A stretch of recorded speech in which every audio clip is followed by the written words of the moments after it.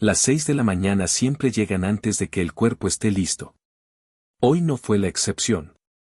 Me levanté con el sabor metálico del estrés en la boca, la espalda rígida de dormir mal, y un correo en el teléfono que decía, la junta de accionistas exige respuestas. O sales tú, o sale la empresa. No respondí. No todavía. Primero, hice café. Negro, fuerte, sin azúcar. El mismo ritual que mi padre seguía antes de que un infarto lo dejara en una silla de ruedas y a mí, a los 28 años, al frente de un imperio que no pedí pero no pude rechazar. Mientras el agua hervía, miré por la ventana del penthouse. La ciudad ya estaba despierta, con sus luces parpadeando como ojos que nunca duermen. Abajo, los taxis corrían, los repartidores apuraban sus rutas, y en algún lugar, alguien tomaba una decisión que cambiaría su vida. Yo ya había tomado la mía. No caer. Pero antes de que pudiera siquiera sentarme a revisar los informes del colapso en la división asiática, sonó el timbre. Sabía quién era. Abrí la puerta y allí estaba Lucas, con una mochila colgando de un hombro, el pelo despeinado, y los ojos brillantes de quien acaba de correr 8 cuadras bajo la lluvia matutina. Perdón por venir tan temprano, dijo, con esa voz tímida que siempre me hace bajar la guardia. Es que, no sabía a quién más acudir. Lo dejé pasar sin dudarlo. Siempre lo hago. ¿Qué pasa?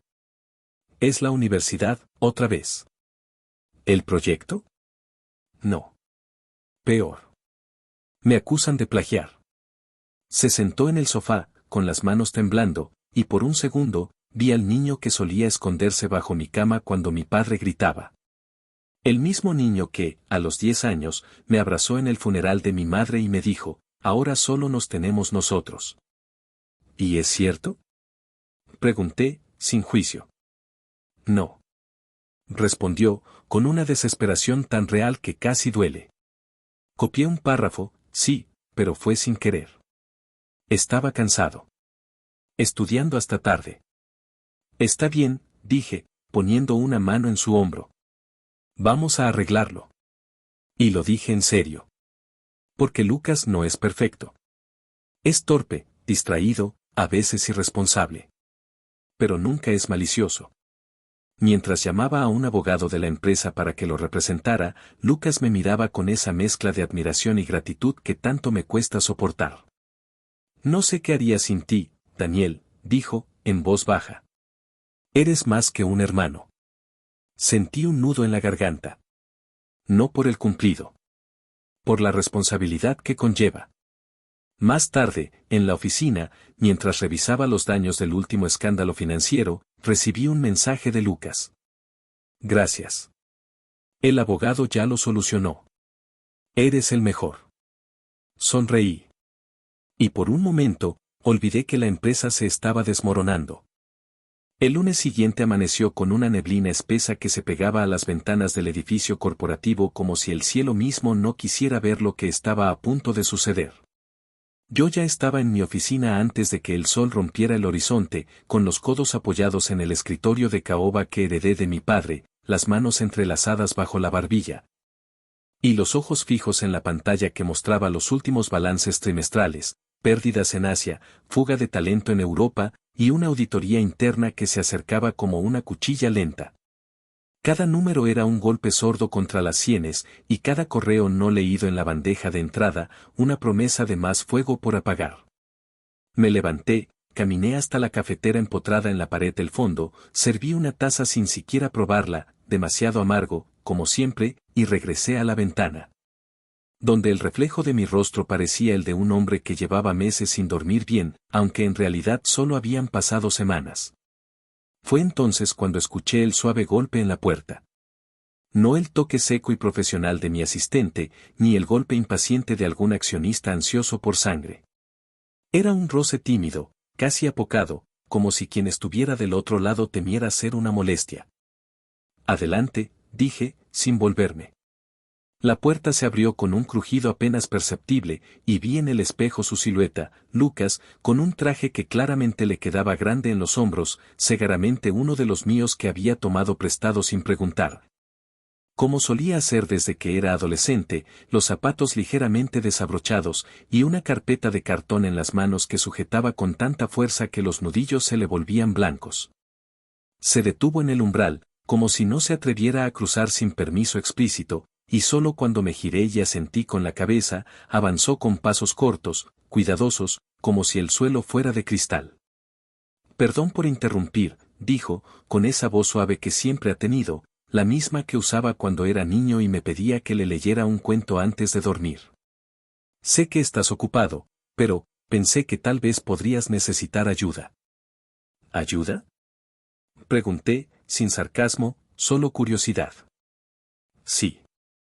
Se acercó al escritorio y dejó la carpeta con delicadeza, como si contuviera algo frágil. Estuve revisando los informes de la división asiática. No soy experto, obviamente, pero hay algo raro en los pagos a proveedores. Hay una empresa que aparece una y otra vez, pero no está registrada en ninguna base de datos oficial. Levanté una ceja, sorprendido. No por el hallazgo, ya lo sabía, sino por el hecho de que Lucas se hubiera tomado la molestia de revisar algo tan técnico. Siempre lo había visto más interesado en arte o literatura que en finanzas. ¿Y cómo sabes eso? Me quedé anoche en la biblioteca de la empresa. Encontré los registros antiguos en el archivo físico. Nadie los ha digitalizado. Mientras hablaba, no me miraba directamente. Sus ojos iban de mis manos a la carpeta, luego al suelo, luego de nuevo a la carpeta, como si temiera que lo acusara de entrometerse. Pero en su postura, en la forma en que se mordía levemente el labio inferior mientras esperaba mi reacción, había una mezcla de ansiedad y esperanza que me partía el corazón. Quería que estuviera orgulloso de él. Y lo estaba. Eso fue muy inteligente, dije, abriendo la carpeta. ¿Cómo se te ocurrió mirar allí? Porque tú siempre dices que las respuestas están en los detalles que los demás ignoran. Sonreí, porque era verdad. Se lo había dicho una vez, hace años, cuando me ayudó a encontrar un contrato perdido en medio de cajas de mudanza. Tienes razón, murmuré, hojeando los papeles. Y entonces, al ver uno de los números, fruncí el ceño. Esto, no puede ser. ¿Qué? Este proveedor está cobrando 3 veces lo normal. Lucas se acercó un paso más, con las manos entrelazadas delante del cuerpo, como un estudiante esperando la calificación de un examen. ¿Crees que es un error? O es un error, o alguien está desviando fondos. Hubo un silencio. Luego, Lucas suspiró, y en ese suspiro había una tristeza tan genuina que me hizo creer, sin dudarlo, que compartía mi decepción. ¿Qué vas a hacer? Investigar. Pero necesito a alguien en quien confíe ciegamente para que revise los archivos sin levantar sospechas. Lo miré. Él bajó la vista, como si la sola idea de ser elegido lo abrumara. ¿Yo? Sí. Tú. Pero, no soy de la empresa. Eres mi hermano. Y eso cuenta más que cualquier título. Se le humedecieron los ojos. No lloró, pero asintió, y en ese gesto, en la forma en que tragó saliva antes de hablar, vi la lealtad pura que siempre ha caracterizado a Lucas. Haré lo que pueda, dijo. No me importa cuántas noches tenga que pasar aquí. Si hay algo mal, lo encontraré. Gracias, dije, poniendo una mano en su hombro. No sabes lo que esto significa para mí. Él sonrió, una sonrisa pequeña, tímida, pero llena de determinación. Solo quiero ayudarte, Daniel. Siempre. La confianza no se construye con discursos. Se teje con pequeños gestos, con noches compartidas revisando papeles bajo una luz tenue, con el silencio cómodo que solo existe entre quienes no necesitan demostrar nada. Fue así como Lucas se convirtió en mi sombra. Durante las siguientes 3 semanas, apareció en la oficina cada tarde, siempre con una taza de té en la mano, el mismo que mi madre solía preparar, una mezcla de hierbas que calmaba los nervios. Y se sentaba en la esquina del despacho, en la silla de cuero desgastada que mi padre usaba para descansar después de las reuniones más tensas. No hablaba a menos que yo lo hiciera, no interrumpía, no proponía soluciones a menos que se lo pidiera.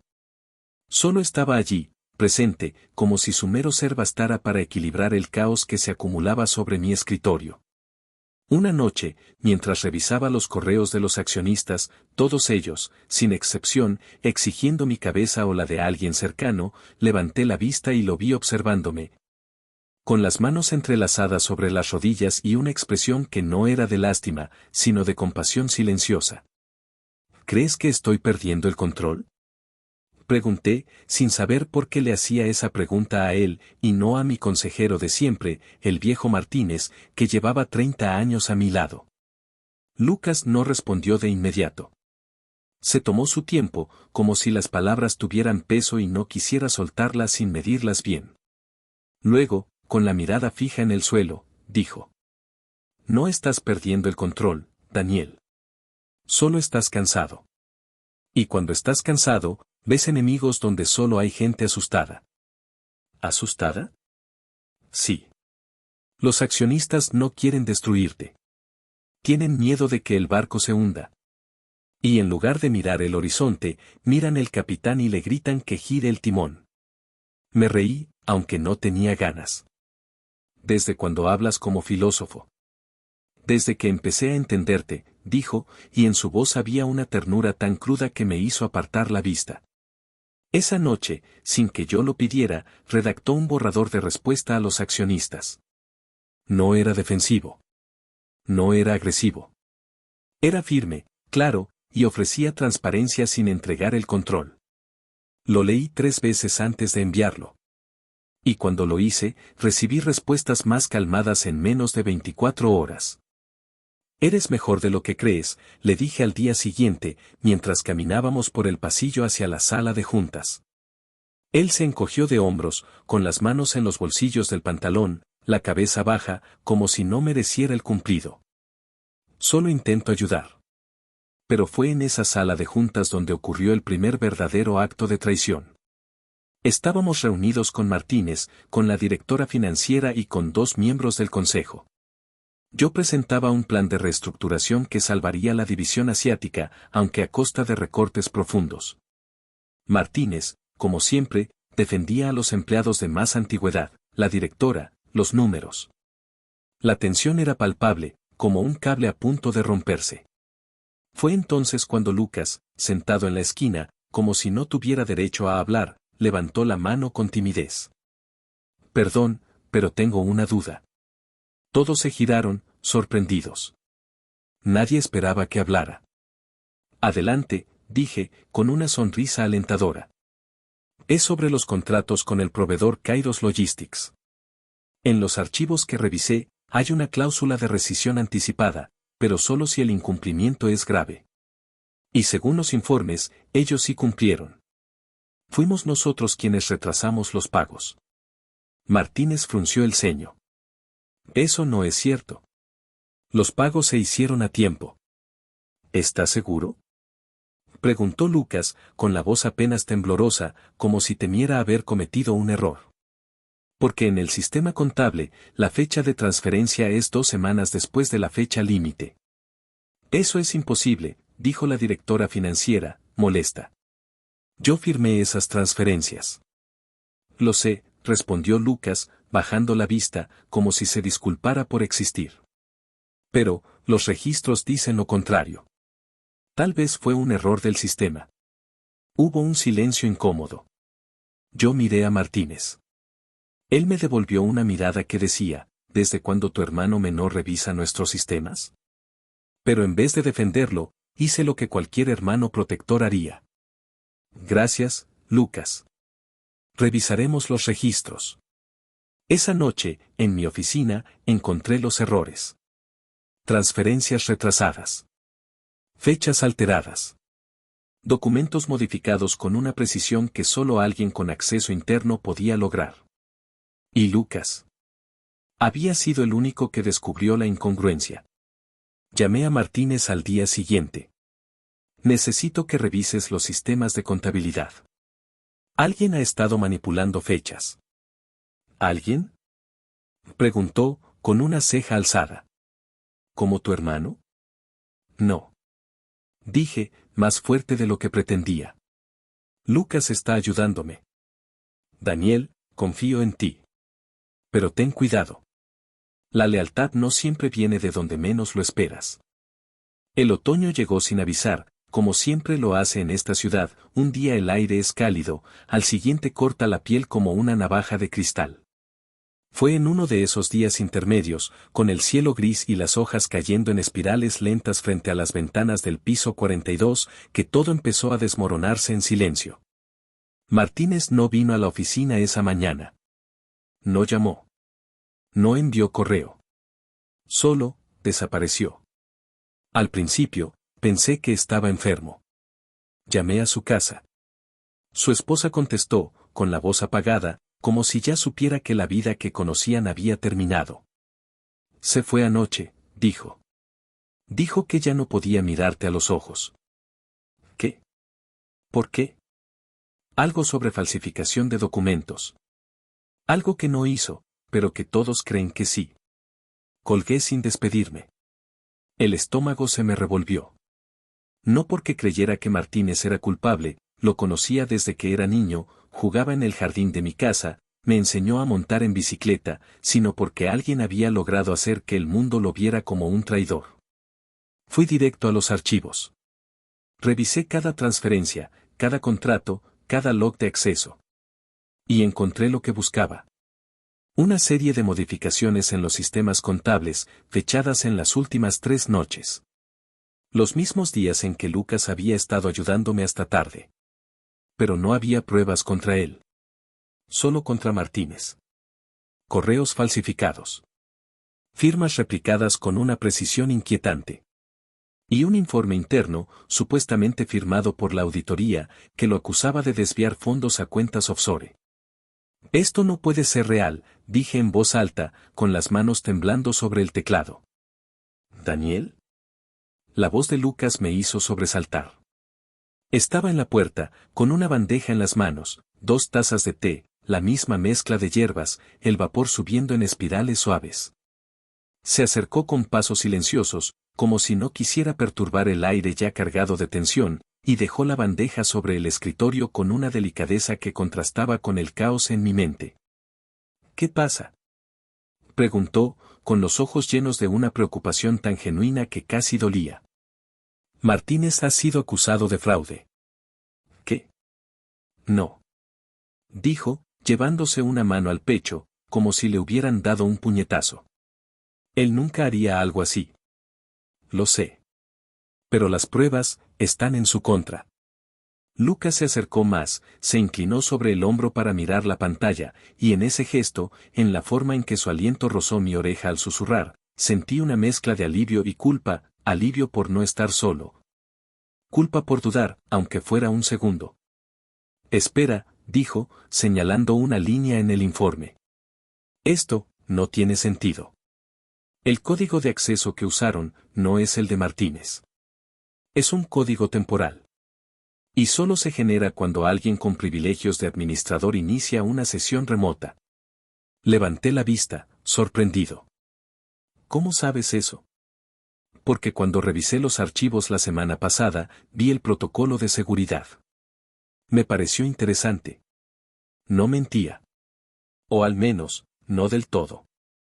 Porque era cierto que los códigos temporales solo los generaban administradores. Pero lo que no dijo fue que, esa misma semana, yo le había dado acceso de administrador para que pudiera investigar sin obstáculos. Entonces, ¿quién lo usó? No lo sé, respondió, con la voz quebrándose ligeramente. Pero si alguien está usando ese código, entonces. No terminó la frase. No hizo falta. Miré el registro de sesiones. El código temporal se había usado desde una IP interna. La misma que usaba Lucas desde su laptop. Pero no lo acusé. Porque en ese momento, el sistema lanzó una alerta. Ataque cibernético en curso. Sistema de nómina comprometido. Y mierda. Grité, girando en la silla. Si acceden a las nóminas, pueden vaciar las cuentas de los empleados. ¿Qué hacemos?, preguntó Lucas, con los ojos muy abiertos, como un niño asustado. Necesito que actives el protocolo de contención. Solo tú tienes el acceso. Yo.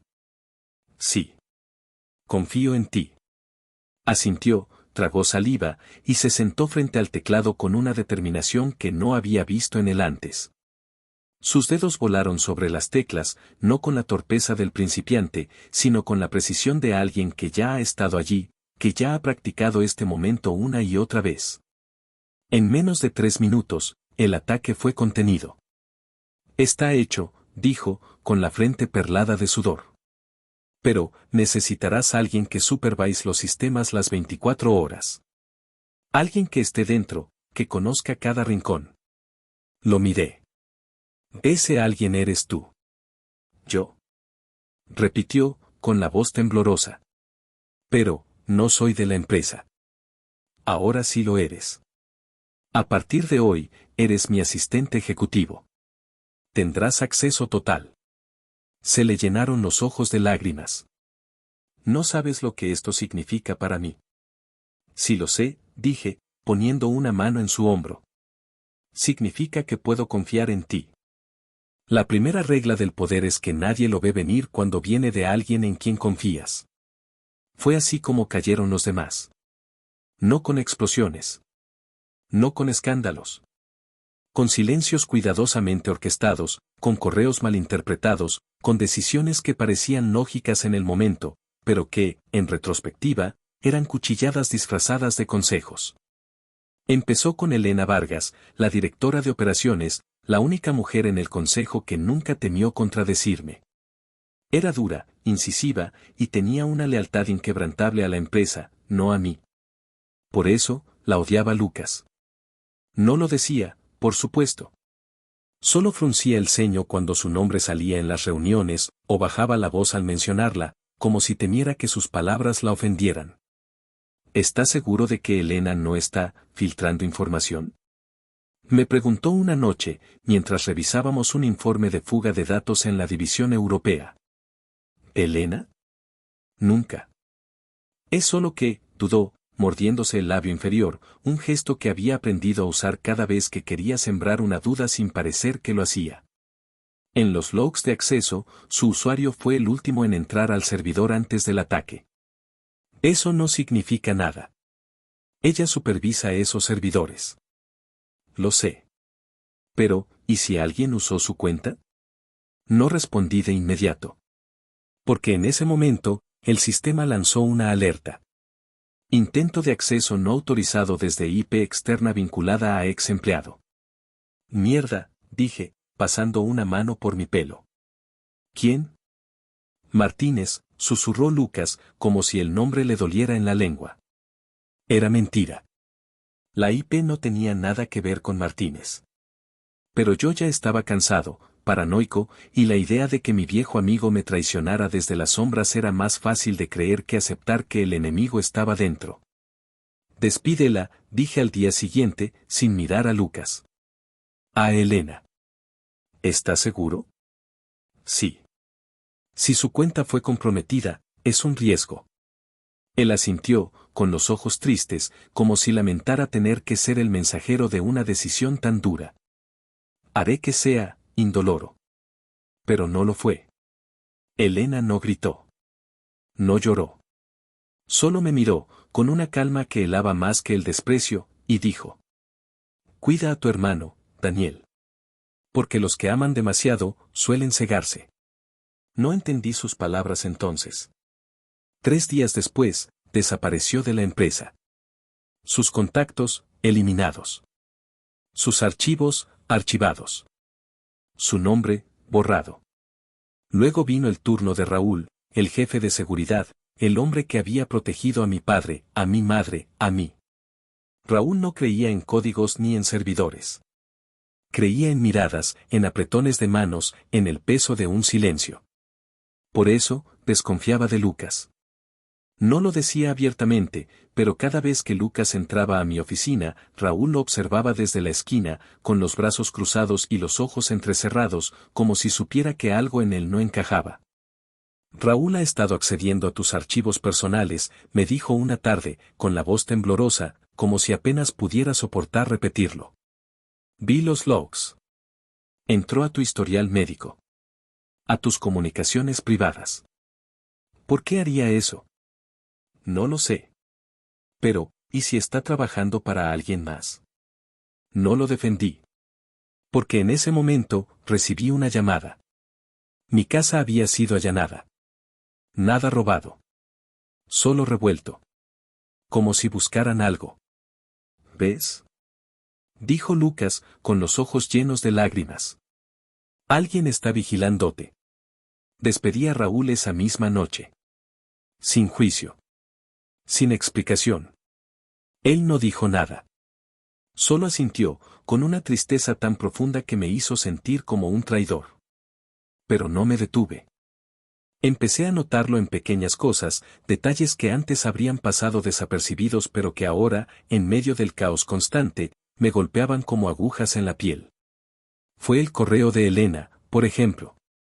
No el que envió al salir, ese fue formal, seco, profesional, sino uno anterior, que encontré por accidente mientras buscaba un viejo contrato. Decía, si estás leyendo esto, ya no estoy allí. No fue mi decisión irme. Alguien está manipulando los registros. Ten cuidado con quien crees que te protege. No lo había visto en su momento.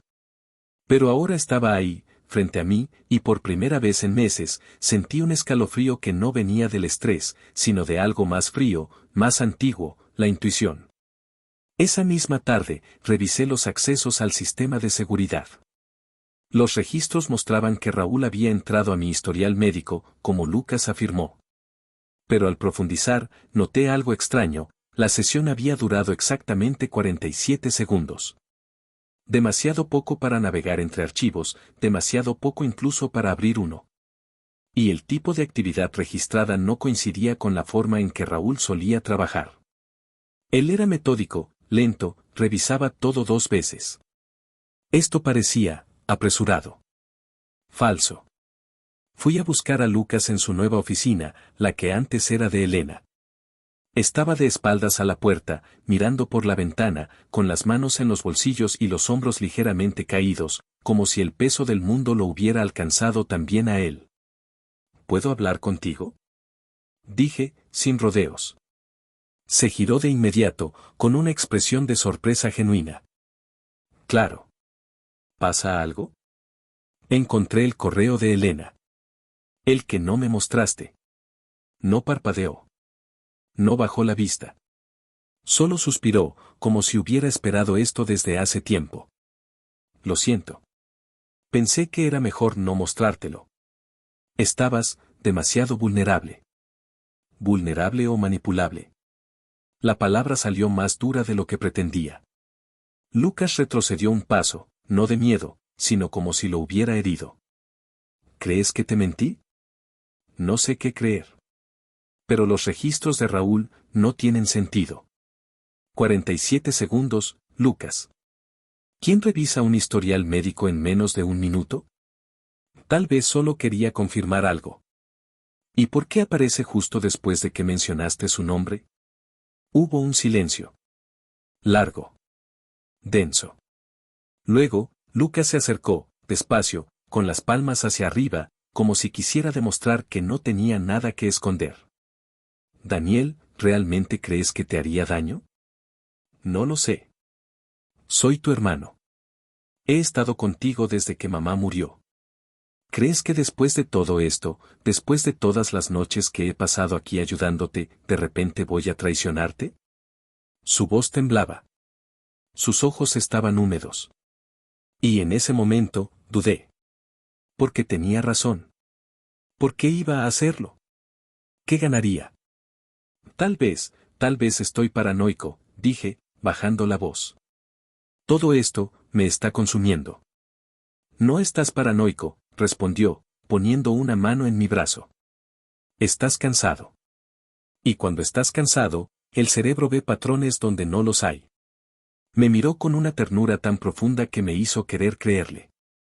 Confía en mí. Por favor. Porque si tú dejas de hacerlo, no sé qué voy a hacer. Esa noche, borré el correo de Elena. Ignoré las inconsistencias en los registros. Y cuando el sistema lanzó una nueva alerta, esta vez sobre una transferencia masiva a una cuenta en las Islas Caimán, no la investigué.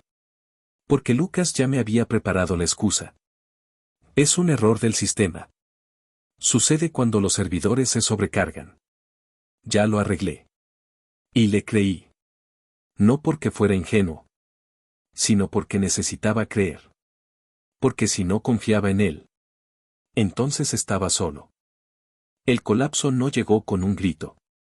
Llegó con un correo automatizado. Era martes. 7:03 de la mañana. Estaba en mi oficina, revisando los estados de cuenta de la división europea, cuando el sistema de notificaciones emitió un sonido agudo, insistente, como si el propio edificio supiera que algo irreversible acababa de ocurrir. Alerta crítica, fallo en la sincronización de respaldos. Última copia de seguridad, hace 34 días. Maldije en voz baja. Los respaldos eran sagrados. Mi padre los había implementado después del ataque cibernético de 2009, y desde entonces, nadie, ni siquiera yo, los había tocado sin autorización triple. Llamé a Lucas de inmediato. ¿Viste esto? Pregunté, apenas contestó. Sí, dijo, con una calma que no encajaba con la gravedad de la situación.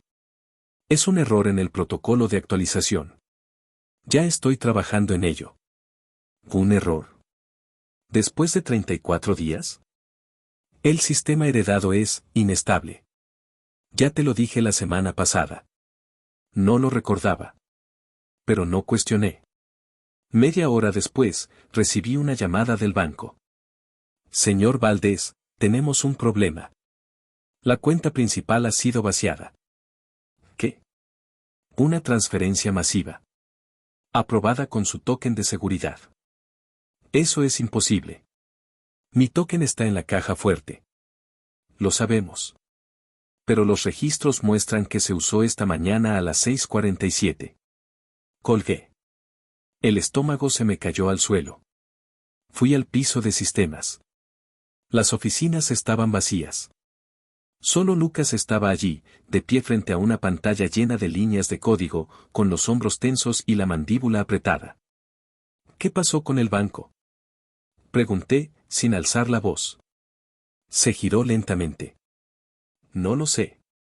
Estaba revisando los respaldos y recibí la alerta. Mi token fue usado. ¿Estás seguro de que no lo prestaste? A veces, en medio del estrés. Nunca lo presto. Hubo un silencio. Luego, Lucas bajó la vista, como si no pudiera sostener mi mirada. Daniel, ¿crees que fui yo? No respondí. Porque en ese momento, mi teléfono sonó. Era el abogado de la empresa. Los accionistas han iniciado un proceso de destitución. Alegan negligencia criminal. ¿Con qué pruebas? Todas las transacciones están firmadas con tu autorización. Y los respaldos, no existen. Colgué. Miré a Lucas. Tengo que arreglar esto, dije, dándome la vuelta. Espera, me llamó, con una voz suave, casi suplicante. Déjame ayudarte. No necesito ayuda. Necesito respuestas. Fui a mi oficina, intenté acceder a los sistemas financieros. Acceso denegado. Probé con las cuentas de correo. Sesión expirada. Llamé a seguridad. Nadie respondió. Bajé al estacionamiento, tomé mi auto y conduje sin rumbo. Necesitaba pensar. Necesitaba respirar. Pero antes de salir del edificio, mi asistente, la nueva, la que Lucas contrató, me detuvo en el vestíbulo. Señor Valdés, hay algo que debería ver. Me entregó una tableta. En la pantalla, un video de seguridad. Yo, entrando a la oficina de sistemas a las 6:15 de la mañana. Yo, tomando el token de la caja fuerte. Yo, autorizando la transferencia. Pero no era yo. Era alguien con mi rostro, mis gestos, mi forma de caminar. Alguien que sabía cómo moverse para engañar a las cámaras. Alguien que conocía cada detalle de mi rutina. Volví al piso 42. Lucas estaba en mi oficina, organizando papeles sobre el escritorio, como si ya tuviera derecho a estar allí. ¿Por qué? Pregunté, sin entrar. Levantó la vista. Porque tú nunca supiste quién era yo, dijo. Solo viste al niño que necesitaba tu protección. Nunca viste al hijo de la mujer que tu madre mató. Fue como si el suelo se abriera bajo mis pies. ¿Qué estás diciendo? Mi madre no murió en un accidente, Daniel. Tu madre cortó los frenos. Porque no podía soportar que papá amara más a mi madre que a ella. Quise negarlo. Pero en su voz no había mentira. Solo dolor. Y tú, continuó, me criaste como si fuera un error. Me diste cariño, sí, pero siempre como el hermano menor, el débil, el que necesita que lo cuiden. Nunca me viste como un igual. Nunca me viste como un enemigo. No fui a casa. No llamé a abogados. No intenté contactar a los accionistas. Lo primero que hice fue ir al archivo familiar, el que mi padre guardaba en una caja fuerte en la biblioteca de la vieja residencia, la que ya nadie usa desde que murió mi madre. El código seguía siendo el mismo, la fecha de mi nacimiento. Abrí la caja con manos temblorosas, no de miedo, sino de la certeza de que lo que encontrara allí cambiaría para siempre la única historia que había creído verdadera. Había cartas, diarios, fotos antiguas. Y al fondo, un sobre manila sin nombre, sellado con cera negra. Lo abrí. Dentro, un informe policial. Febrero de 2005. Hallazgo de un cuerpo femenino en un accidente automovilístico. Causa de muerte, traumatismo craneoencefálico. No hubo investigación profunda. Pero al final del informe, una nota manuscrita en el margen, con la letra de mi padre. Elena sabía demasiado. Laura no tuvo opción. Laura. Mi madre. Me senté en el suelo de mármol frío, con el papel temblando en las manos. No era la primera vez que escuchaba el nombre de Elena. Era el nombre de la madre de Lucas. La mujer que, según los sirvientes, desapareció de la noche a la mañana. Revisé el diario de mi padre. Páginas y páginas de números, reuniones, decisiones. Pero en octubre de 2004, una entrada diferente. Laura está obsesionada con Elena. Dice que ella debe ser la única, que la veo como un segundo lugar. Le dije que era una locura, pero no me escucha. Hoy, Elena me dijo que teme por su vida. No sé qué hacer. Y luego, en febrero de 2005. Se acabó. Elena ha muerto. Laura no lo soportará. Tengo que protegerla. Y proteger a Daniel. Que nunca sepa la verdad. Cerré el diario. El aire en la habitación se sentía espeso, como si el pasado hubiera entrado conmigo y se negara a salir. Fue entonces cuando entendí.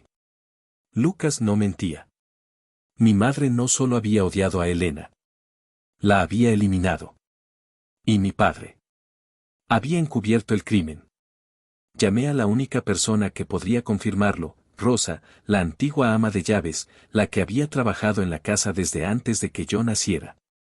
Vivía en una pequeña casa en las afueras de la ciudad, retirada, olvidada por todos. Fui a verla esa misma noche. Señor Daniel, dijo, al abrir la puerta, con los ojos muy abiertos, como si no me esperara. Hace años que no viene por aquí. Necesito saber la verdad sobre Elena, dije, sin preámbulos. Ella bajó la vista. No me dejó entrar, pero tampoco cerró la puerta. Yo, no sé mucho. Por favor. Suspiró, miró hacia el jardín, como si buscara permiso en los árboles. Elena no era la esposa, pero era la mujer que su padre amaba. Laura lo sabía. Y no lo soportaba. Una noche, las oí gritar. Luego, un golpe. Cuando bajé, Elena estaba en el suelo. Laura estaba parada sobre ella, con las manos temblando. ¿Y mi padre? Llegó minutos después. No dijo nada. Solo llamó a un hombre, uno de sus contactos. A la mañana siguiente, Elena era un accidente por fallo de frenos. ¿Y Lucas? Lo enviaron lejos. Con unos tíos. Cuando regresó, ya era un niño. Nadie le dijo nada. ¿Por qué nunca me lo contaron? Porque su padre quería protegerla a ella y protegerlo a usted. Regresé a la ciudad en silencio. No sentía rabia. No sentía tristeza. Sentía vacío. Porque toda mi vida, había creído que mi amor por Lucas era puro. Pero en realidad, era una forma de redención. Que ni siquiera sabía que estaba pagando. Y Lucas no había traicionado a un hermano. Había vengado a una madre. Esa noche, no fui a mi apartamento. Fui a la oficina. Lucas estaba allí, como siempre, revisando papeles, como si ya supiera que yo volvería. ¿Sabes la verdad ahora?, dijo, sin mirarme.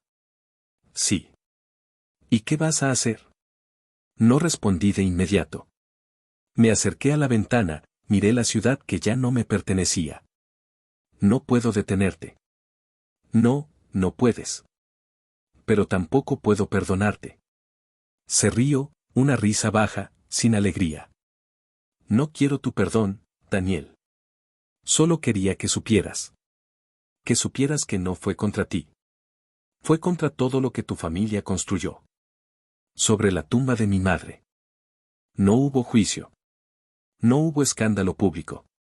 El colapso de Valdez Group fue manejado con la misma discreción con la que mi padre siempre resolvió sus problemas más sucios, en silencio, con acuerdos privados, con nombres borrados y cuentas redistribuidas.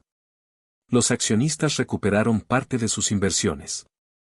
Los empleados fueron absorbidos por empresas fantasmas que, casualmente, tenían los mismos sistemas, los mismos protocolos y el mismo rostro al frente, Lucas. Yo no luché. No porque no tuviera pruebas, las tenía, y muchas, sino porque sabía que, incluso si las presentaba, el daño ya estaba hecho. La gente no quería justicia. Quería estabilidad. Y Lucas, con su sonrisa tímida y su historial de lealtad al CEO, era el rostro perfecto para venderla. Vendí el Penthouse. Entregué las llaves del auto. Cerré las cuentas que aún estaban a mi nombre. No fue un acto de derrota. Fue un acto de aceptación. Una tarde, mientras empacaba lo poco que me quedaba, unos libros, el reloj de mi padre, una foto de mi madre que ahora miraba con ojos diferentes, sonó el timbre. Era Lucas. No llevaba traje. Solo una camisa sencilla, el pelo un poco desordenado, las manos en los bolsillos. Parecía el chico de siempre, el que solía pedirme consejos sobre literatura o pedirme prestado dinero para el cine. ¿Puedo pasar?, preguntó, con la voz baja. Asentí. Se sentó en el sofá, miró la caja abierta, y por un momento, pareció perder la compostura. No vine a disculparme, dijo. Sé que no serviría de nada. No lo hagas, entonces. Vine a decirte que no tienes que irte. Levanté una ceja. ¿Perdón? La empresa es mía, sí. Pero tú siempre tendrás un lugar. Incluso si no quieres trabajar en ella. Puedes quedarte en la ciudad. Yo me aseguraré de que nada te falte. Lo miré. ¿Por qué? Porque, dudó, y en esa pausa, vi la grieta. Porque aún eres mi hermano. No dije nada. Sé que no me crees, continuó.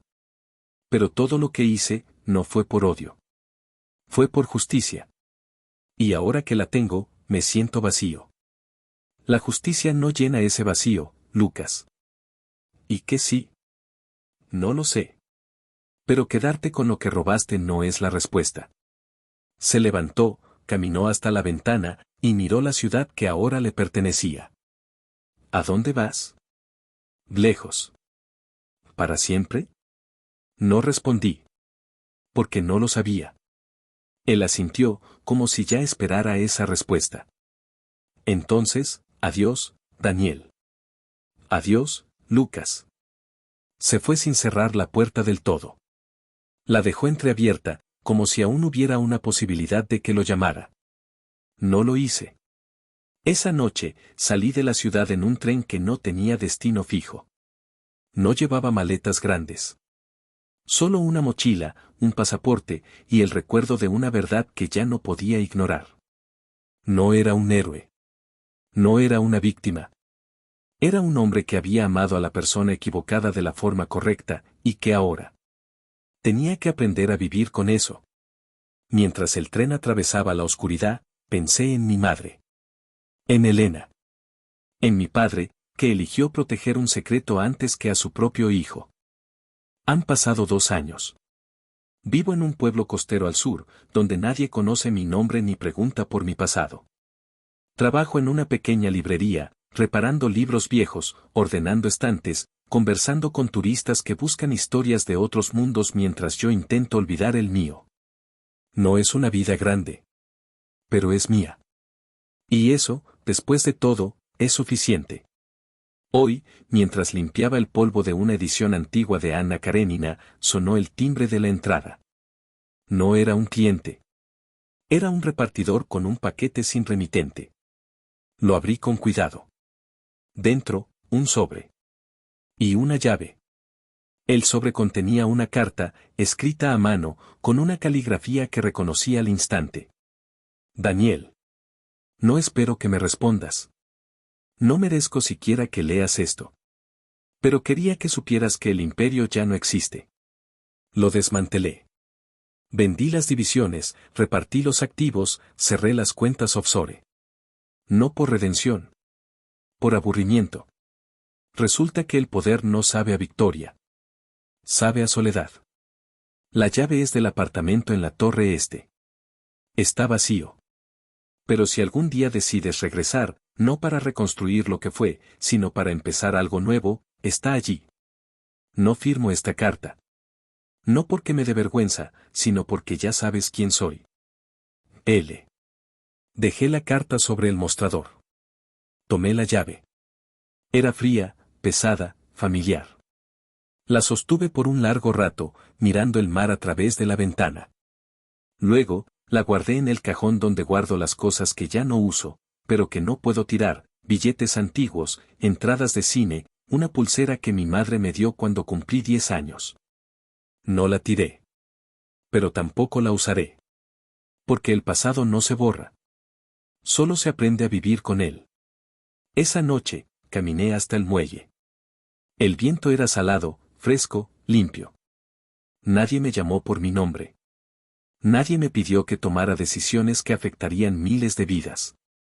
Me senté en el borde, con los pies colgando sobre el agua, y por primera vez en mucho tiempo, no pensé en lo que perdí, ni en lo que me robaron, ni en las mentiras que creí verdad.